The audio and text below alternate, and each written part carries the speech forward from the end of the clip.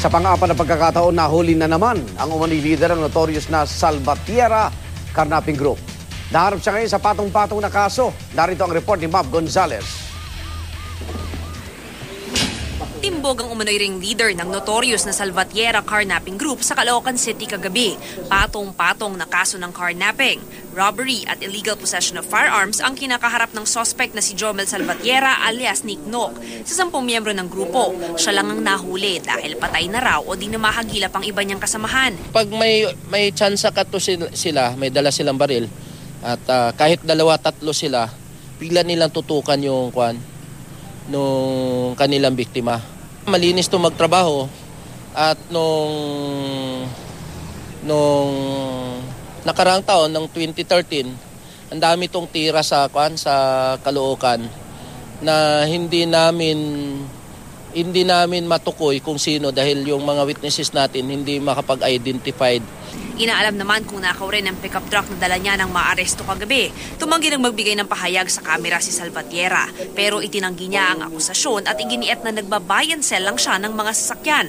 Ayon sa pulisya, 2005 nang mag-umpisa umano ang Salvatierra Carnapping Group na may mga nabiktima na raw sa Maynila, Quezon City, Pampanga, Caloocan, Valenzuela at Malabon. Noong Enero lang, huli sa CCTV ng tangaye ng isang SUV ng hinihinalang Salvatierra Group. Dahil na-recover natin yun dahil naharangan ng ating mobile dyan sa may monumento, naharangan ng mobile natin, kaya na-recover natin yun. Pero sa CCTV footage, 2 sila na tinutukan nila yung driver habang kumakain nakaparada sa may tapat ng BIR ng EDSA. So kung ma-identified natin na talagang si Junel yun, ay panibagong kaso naman yun ng carnapping. Base sa tala ng PNP, pang-4 na beses nang naaresto si Salvatierra simula noong 2010 pero palaging nakakapagpiyansa. Unang naaresto si Salvatierra noong March 2012 ng Quezon City Police sa isang operasyon sa Baliwag, Bulacan. Nabawi sa kanya ang 3 sasakyan, mga baril, plate number at mga panungkit ng lock ng sasakyan.